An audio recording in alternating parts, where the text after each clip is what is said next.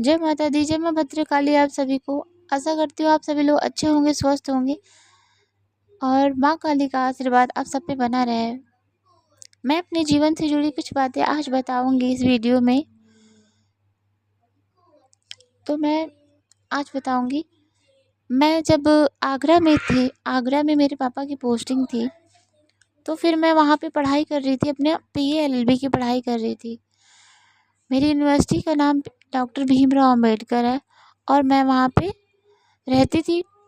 तो धीरे धीरे ऐसे टाइम बीतता गया। जब मैं घर पे रहती थी तो माता रानी की पूजा अपना डेली मतलब जैसा पूजा पाठ करती थी वैसे करती थी मैं।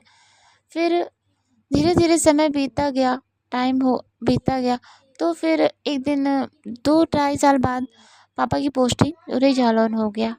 तो उरई जालौन पोस्टिंग हो गया तो मुझे अकेले वहाँ हॉस्टल में रहना पड़ा। हॉस्टल में रह के पढ़ाई करना, और मैं घर पे रहने की आदत थी तो हॉस्टल में रहने की आदत नहीं थी मुझे। तो मुझे अच्छा नहीं लगता था, डर लगता था मुझे अकेले रहने में। पर फिर भी मैं रही और मैं माता रानी को अपने पास ही रखती थी हमेशा। तो वहाँ पे माँ की पूजा भी करती थी। हॉस्टल में रही तो वहाँ भी माँ की पूजा पाठ करती थी मैं। और मैं अकेले रूम में रहती थी क्योंकि मेरी रूममेट नहीं थी। तो और फिर माँ और मैं अकेले रहते थे रूम में। तो ऐसे अपनी पूजा पाठ माँ के साथ माँ को करती थी।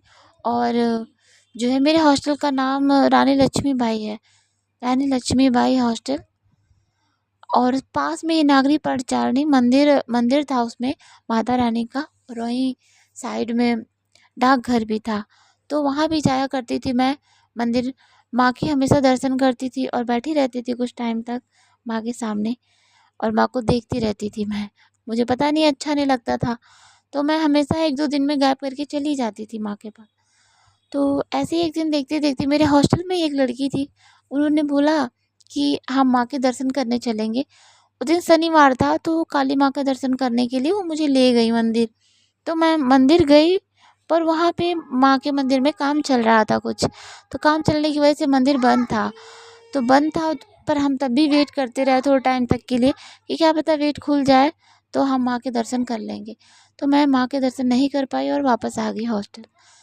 फिर उस रात क्या हुआ, उसी रात मैं अकेले ही सोई थी और माँ के जब पैलों की आवाज़ सुनी, पहली बार, वो मेरा अनुभव, पहला अनुभव। मैं डर के बैठ गई और सोचने लगी क्या था ये। फिर